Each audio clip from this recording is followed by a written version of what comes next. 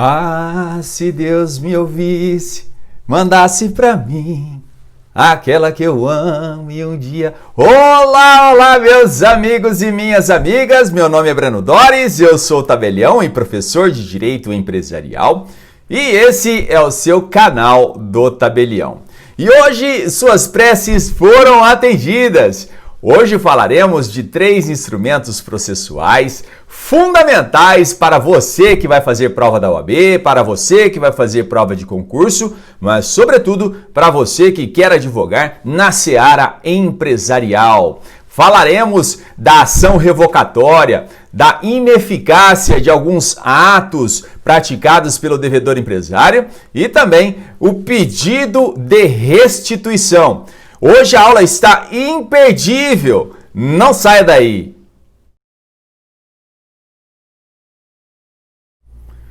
Nós estamos realizando uma série de aulas para explicar para você a ação de falência. E hoje nós chegamos na aula derradeira. Como eu disse, nós falaremos dos atos ineficazes, dos atos revogáveis e da restituição de bens. Nós vimos que a ação de falência se divide em 3 fases fundamentais: a fase pré-falimentar, a fase falimentar e a fase pós-falimentar. Nós iniciamos a primeira aula falando da competência, de regras gerais e logo em seguida dissemos que a fase pré-falimentar se inicia com uma petição inicial, onde devem estar previstos os pressupostos para a decretação da falência: devedor empresário, insolvência jurídica e a sentença que decreta a falência. A sentença que decreta a falência põe fim à fase pré-falimentar e constitui a massa falida objetiva e a massa falida subjetiva. A fase falimentar é responsável pela resposta à pergunta: como vai pagar? É nesse contexto que nós devemos estudar os 3 pontos da nossa aula de hoje: os atos ineficazes, revogáveis e também a restituição de bens, conforme nós já dissemos aqui. Com a sentença que decreta a falência, uma das maiores sentenças de nosso ordenamento jurídico, prevista no artigo 99 da Lei de Falência, nós temos no inciso 2 o período suspeito, também conhecido como termo legal da falência. O termo legal da falência é o período de 90 dias contados retroativamente do pedido da falência, do pedido da recuperação judicial e do primeiro protesto por falta de pagamento. Isso porque, dentro deste período de 90 dias, é bem possível que o devedor empresário, ciente de sua dificuldade econômica e financeira, ele realize determinados atos direcionados ao esvaziamento do patrimônio de sua empresa. E, sob esse ponto de vista, nós devemos lembrar os senhores que, uma vez realizada a decretação da falência, o administrador judicial deve fazer a arrecadação do ativo para que seja liquidado e pago os devedores. Mas essa não é a sua única função. Ele também deve atentar por esses atos que podem ter sido realizados antes do pedido da falência, como eu disse, antes do pedido da RJ e também do primeiro protesto por falta de pagamento, com o objetivo de tornar ineficazes esses atos ou revogá-los, de maneira que esses bens que foram esvaziados do patrimônio do devedor empresário retornem para este mesmo patrimônio, tornando-se nesse contexto parte da massa falida objetiva. O foco de nossa aula, portanto, está nos artigos 129 e 130 da Lei de Falência. O artigo 129 traz um rol taxativo de atos aferíveis objetivamente. Por exemplo, o artigo 129, inciso 1, vai dizer que o pagamento antecipado de dívida não vencida é considerado um ato ineficaz sob o ponto de vista objetivo. É objetivo porque ele é aferível icto oculi. Não há necessidade da comprovação de fraude. a fraude já é presumida, porque pagar uma dívida não vencida, para quem já está com dificuldade econômica e financeira, é um ato presumivelmente fraudulento. Mas o rol do 129 é maior do que isso. Convido os senhores a fazerem a leitura deste mesmo artigo de lei. O inciso 2 vai dizer que o pagamento de uma dívida vencida, mas de uma forma diferente da contratada, também é considerado um ato ineficaz sob o ponto de vista objetivo. Um terceiro e último exemplo que eu passo a elencar é a renúncia à herança ou ao legado realizado dentro de um período de 2 anos antes do pedido da falência.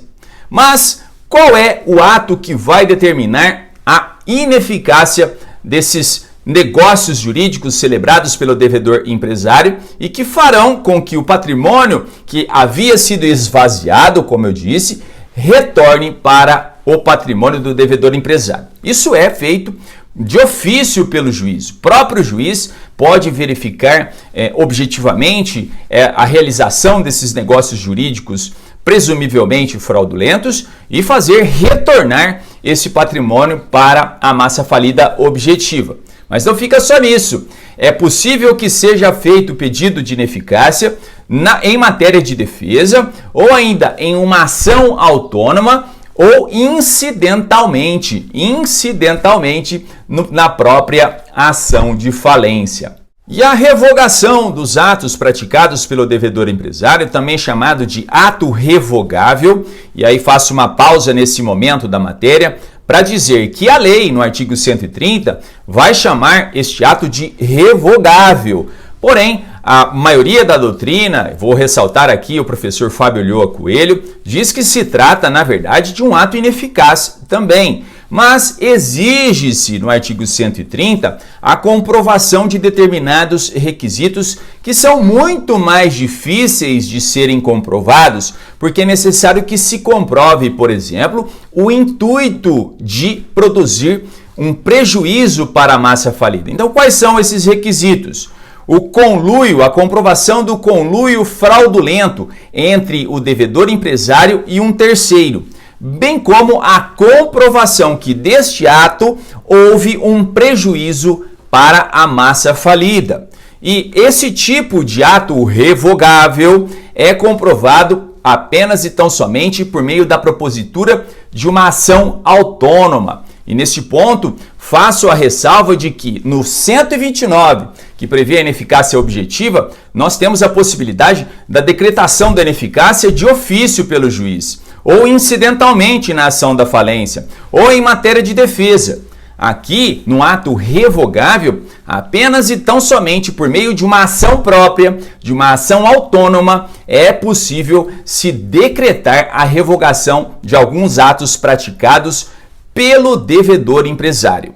E aqui no 130 ressalto ainda que, diferentemente do artigo anterior, não existe um rol taxativo, um elenco de atitudes. Aqui ficou em aberto. Todo e qualquer ato praticado pelo devedor empresário pode ser declarado revogável. E nesse contexto, nós não temos aí um limite de tempo, a não ser o prazo prescricional. Então não temos atitudes elencadas e nem um prazo propriamente dito quando esses atos se realizaram.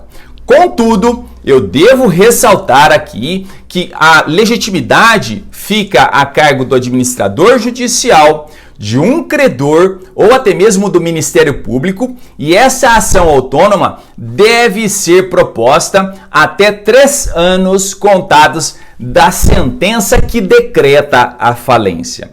Mas, professor, contra quem esta ação revocatória pode ser proposta? Ora, contra todos aqueles que foram vinculados neste negócio jurídico celebrado e que será questionado. Ou seja, quem recebeu o pagamento, quem recebeu uma garantia ou quem recebeu um benefício. Mas a lei vai além. Ela diz que podem ser demandados eventuais terceiros. Vamos imaginar que num primeiro momento foi feito com uma determinada pessoa que foi paga ou foi beneficiada, mas esse terceiro passou para uma outra pessoa, um outro terceiro. Este outro terceiro também pode ser demandado, mas deve ficar comprovado que este outro terceiro tinha conhecimento que o devedor empresário estava praticando um ato fraudulento. Este conhecimento por parte deste outro terceiro deve, portanto, ficar comprovado e ele pode, então, ser demandado. E a lei vai mais além e elenca como possibilidade de serem demandados nessa ação revocatória os herdeiros e também os legatários. Agora vamos tratar do pedido de restituição, que está previsto nos artigos 85, 86 e 93 da Lei de Falência. Peço a atenção dos senhores para a leitura desses mesmos artigos de lei. E o raciocínio aqui neste momento é exatamente o oposto dos dois artigos que nós acabamos de estudar. Enquanto no pedido de restituição nós temos que o bem ele está na massa falida e ele deve ser retirado da massa falida para ir para as mãos do real proprietário deste bem, no 129 e no 130 o movimento é inverso. Os bens saíram do patrimônio do devedor empresário e devem retornar a pedido do administrador judicial ou dos credores. Então prestem atenção neste requisito, nesta diferença essencial. Você, como advogado, tem lá um cliente que te procura e fala assim: olha, doutor, eu tenho aqui uma questão, um bem meu está arrecadado em uma ação de falência. O que eu devo fazer? Não, você, como advogado, deverá pleitear a restituição deste bem, retirando esse bem constrito lá na massa falida para retornar às mãos do real proprietário. O artigo 85 vai dizer exatamente isso. O pedido de restituição é feito para o juiz falimentar para que os bens que foram arrecadados na sentença que decreta a falência por uma atitude do administrador judicial sejam retirados da massa falida objetiva. E nesse contexto, nós temos essa retirada dentro do prazo de 48 horas, se, obviamente, o juiz determinar que haja esta restituição. E digo mais, nós precisamos entender que uma vez feito o pedido de restituição deste bem que está arrecadado, como eu disse, lá na massa falida, nós temos que este bem fica indisponível até o trânsito em julgado desta decisão do pedido de restituição. E vamos seguindo então para entender o artigo 85, parágrafo único. Pelo artigo 85, parágrafo único, nós temos uma situação em que há um negócio jurídico de venda e compra entre um terceiro e o devedor empresário, e este negócio é concluído 15 dias antes do requerimento da falência. Obviamente, esses bens serão restituídos se eles não tiverem sido alienados. Temos ainda uma hipótese de restituição prevista no artigo 86, que se caracteriza por uma situação específica, especialíssima. Quando houver um adiantamento em contrato de câmbio para exportação pago em moeda corrente nacional. Também nesse contexto, a restituição deve ser feita ab início, desde o seu pedido, também em moeda corrente, conforme foi feito o adiantamento. Vamos seguindo ainda para tratar dessa situação hipotética dos embargos de terceiro, previsto no artigo 83 da Lei de Falência. Os embargos de terceiro também se destinam a retirar um bem que foi constrito na massa falida pela arregimentação, pela arrecadação feita pelo administrador judicial. Só que, diferentemente do pedido de restituição, nos embargos de terceiro não há vínculo contratual entre o devedor e este terceiro. Vamos imaginar a situação hipotética em que alguns automóveis são arrecadados. Arrecadados estão lá na massa falida objetiva, mas constata-se que um desses automóveis é de propriedade da esposa de um dos sócios. E por esse motivo, não estando ela vinculada de nenhuma maneira, nem contratualmente, nem em nenhuma outra situação que mereça relevância jurídica, é possível que se faça o pedido que esse bem seja de lá retirado. E você sabe que a via adequada são os embargos de terceiro. Esses embargos de terceiro vocês estudarão melhor nas aulas de processo civil. Espero que vocês tenham gostado destas informações. Estamos aqui no canal do Tabelião para provê-los de toda e qualquer informação necessária para o seu desenvolvimento em direito empresarial. Fique conosco para as próximas aulas. Não perca, tem muita novidade vindo por aí. Aproveito a oportunidade para convidar todos vocês para se inscreverem no canal do Tabelião e nos seguirem nas redes sociais. Procurem no Instagram e no Facebook por Breno Dores. Será um prazer tê-los conosco. Até a próxima! Tchau! Vem aqui. Oi.